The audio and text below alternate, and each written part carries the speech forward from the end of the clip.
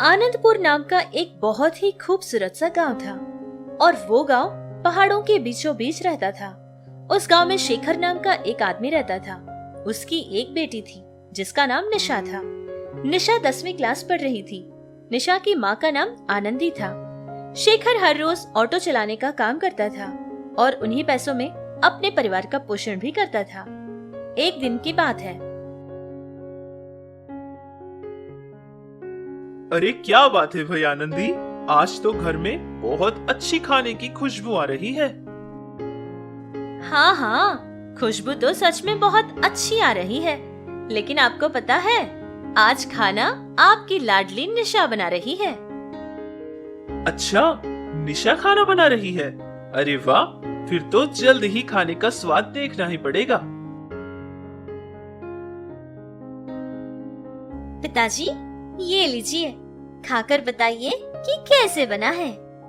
निशा एक कच्चे केले से भज्जे बनाती है और फिर वो अपनी माँ और पिता को खिलाती है, जिसको खाकर उसके माता पिता बहुत खुश हो जाते हैं क्योंकि उसका स्वाद बहुत ही अच्छा था। उसके दूसरे दिन निशा के मास्टर जी निशा के घर पहुँच जाते हैं। शेखर, मैं निशा के बारे में तुमसे बात करने के लिए आया हूँ। निशा हमारे स्कूल में ही नहीं बल्कि हमारे इस छोटे से गांव में भी नंबर 1 स्टूडेंट बनी है। बहुत ही मन लगाकर पढ़ाई करती है। अगर तुम उसे बहुत अच्छा पढ़ाओगे ना तो बहुत बड़ा नाम कमाएगी और हमारे गांव में बहुत सारे ऐसे लोगों के लिए आदर्श भी बनेगी जो ये समझते हैं कि लड़कियों को ज्यादा पढ़ने की जरूरत नहीं है।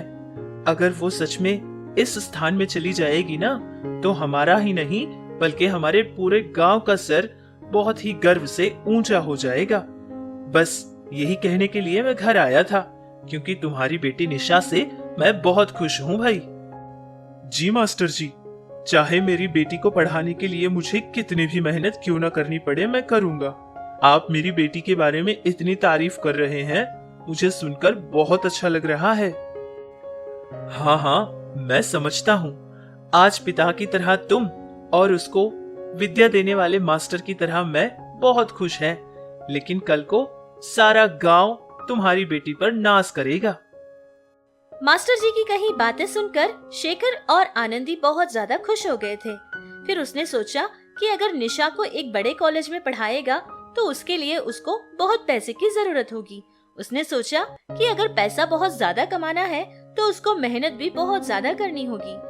फिर वो सोचने लगा कि वो ऐसा क्या करे जिससे पैसा बहुत ज्यादा भी कमाए और बहुत जल्द भी कमाए।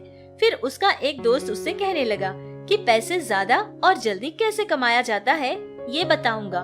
ये कहकर उसे अपने साथ ले जाता है और उसको जुआ खेलने पर मजबूर करता है। कहता है कि अगर ये एक खेल में जीत जाएगा तो बहुत सारा पैसा कमाएगा। शेखर भी उसके दोस्त के कहने के मुताबिक जुआ खेलना शुरू करता है। पहले तो उसको बहुत सारा पैसा मिलने लगा, फिर धीरे धीरे वो उस खेल का आदी बन गया था। शुरुआत में तो उसने बस खेल की तरह शुरू किया था, लेकिन बाद में उसको उसकी आदत बन गई थी। शेखर उसमें पैसा कमाने लगा, जिससे वो बहुत खुश होता गया और धीरे धीरे उसको शराब पीने की भी आदत बन गई थी। रोजाना वो ऑटो चलाता और जितना पैसा कमाता था वो सारा का सारा पैसा जुआ खेलकर खत्म करता था। धीरे धीरे उसकी आदतें बढ़ती गई और उसको नुकसान भी आता गया। अब वो कोई भी खेल खेलता तो उसको नुकसान ही होता था। एक भी खेल वो जीता नहीं करता था। ऐसे ही लोगों के पास पैसा उधार लेकर भी खेला करता था, लेकिन फिर भी वो कभी जीत नहीं पाया था। धीरे धीरे वक्त गुजरता गया। एक दिन की बात है कि वो अपना ऑटो भी गिरवी में रख देता है और पैसा लेकर खेलने लगता है, लेकिन वो उस खेल में भी जीत नहीं पाया था। इस गम को वो बर्दाश्त नहीं कर पाया था और फिर से उसने शराब पी थी। रोजाना ऐसे ही चलता रहा। वो हर खेल हार जाता और फिर उस दुख को भुलाने के लिए शराब पिया करता था। हर दिन शराब पीता और फिर घर वापस लौटता था। उसकी ये हालत देखकर उसके परिवार के लोग बहुत परेशान थे। धीरे धीरे ऐसे ही देख देखकर आनंदी की तबीयत बहुत खराब हो जाती है।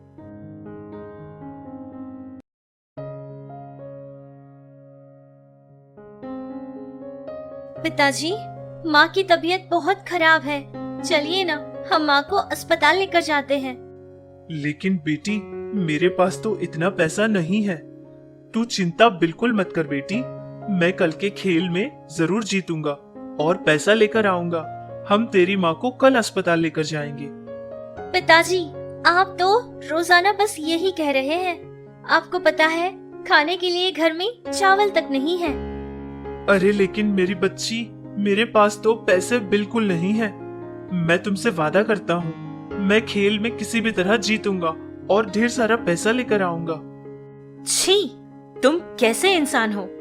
खुद तुम्हारी बेटी तुम्हारे सामने ऐसे गिड़गिड़ा रही है और तुम ऐसे उसके साथ बात कर रहे हो। मेरी फिक्र ना सही, कम से कम अपनी बेटी की तो फिक्र कर लो। ये तुम लोग कैसी बातें कर रही हो? यहाँ मैं अपनी बेबसी सुना रहा हूँ और तुम लोग मेरी बेइज्जती कर रहे हो। देखो, मेरे पास अभी पैसा नहीं है। अगर तुम लोगों को यहाँ रहना है तो रह सकते हो, अगर नहीं तो तुम लोग जा सकते हो। शेखर की कही ये सारी बातें सुनकर आनंदी को बहुत दुख हुआ था। फिर वो किसी पहचान के लोगों को उसके पिता के पास भेजती है और ये सारी बात उस तक पहुंचाती है। फिर आनंदी का पिता दूसरे दिन उनके घर पहुंच जाता है। आनंदी सारी बात अपने पिता को बताकर बहुत दुखी होती है।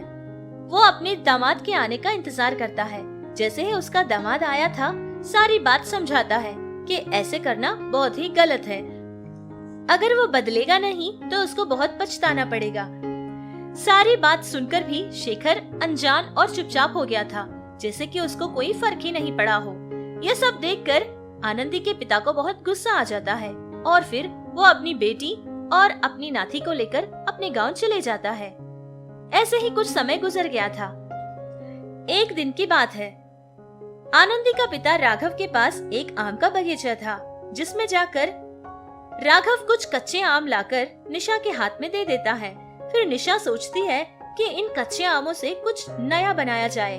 फिर वो जाकर इन कच्चे आमों से भज्जे बनाकर लाती है और अपने माँ को और अपने नाना जी को भी दे देती है और कहती है कि खाकर बताए कि इसका स्वाद कैसा है।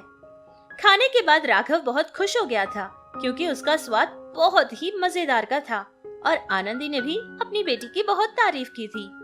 इतनी तारीफ सुनकर निशा भी बहुत खुश हो जाती है और उस दिन रात को निशा के मन में एक ख्याल आता है कि क्यों ना वो अपने नाना जी के खेत के सारे कच्चे आम लेकर उनके भज्जे बनाकर बेचे, जिससे उनको कुछ पैसे मिल जाएंगे और फिर उसके नाना जी का भी थोड़ा बहुत फायदा हो जाएगा। फिर वो ये बात अपने नाना को बता देती है। ये ख्याल राघव को भी बहुत अच्छा लगा था, जिससे उसने भी हाँ कही थी। निशा ने सोचा कि ये काम बहुत अच्छा चलने लगेगा तो वो अपने माँ का इलाज बड़े अच्छे अस्पताल में करवा लेगी। फिर वो ऐसे ही करने लगी, अलग अलग तरह के भज्जे बनाकर बेचने लगी और वो भज्जे बहुत स्वादिष्ट भी रहते थे, जिससे सारे लोग उसके पास आकर खरीदा करते थे और इससे राघव का भी बहुत अच्छा फायदा होने लगा। इस तरह जितने पैसे उसने कमाए थे, उन पैसों में अपनी माँ का इलाज भी करवाई थी और खुद भी एक अच्छे से कॉलेज में ज्वाइन हो गई थी। उसके भज्जे बनाने वाली गाड़ी के पास कुछ लोगों को रख लेती है, वो लोग सारा काम संभाल लिया करते थे। ऐसे ही कुछ समय गुजर गया था, काम तो बहुत अच्छा चलने लगा। फिर निशा ने सोचा कि एक बार गांव जाकर उसके पिता को भी देखकर आ जाएगी। ये सोचकर वो अपने पिता के पास जाती है और देखती है कि उसका पिता तो बहुत बीमार है और चारपाई पर लेटा हुआ है। शेखर अपनी बेटी को देखकर बहुत दुखी हो गया था और रोने लगा। उसको अपनी गलती का एहसास हो गया था। अपनी बेटी को सब कुछ बोलकर बहुत ज्यादा रोने लगा। ये हालत देखकर निशा भी पिघल गई थी और उसने सोचा कि वो अपने साथ अपने पिता को भी अपने नाना के घर लेकर आएगी। फिर उसने ऐसा ही किया था। वो अपने साथ अपने पिता को घर लेकर आती है और अच्छे अस्पताल में उसका इलाज करवाती है। ये सब देखकर शेखर और उसका पूरा परिवार बहुत खुश हो गया था और निशा की हिम्मत को देखकर माता पिता दोनों को उस पर बहुत गर्व हुआ था। जैसे ही शेखर की तबीयत बिल्कुल ठीक हो गई थी, तब से लेकर ये भज्जे बंडी का काम शेखर खुद संभालने लगा और निशा बहुत आराम से अपनी पढ़ाई करने लगी। इस तरह उनकी जिंदगियां खुशहाल गुजरने लगी।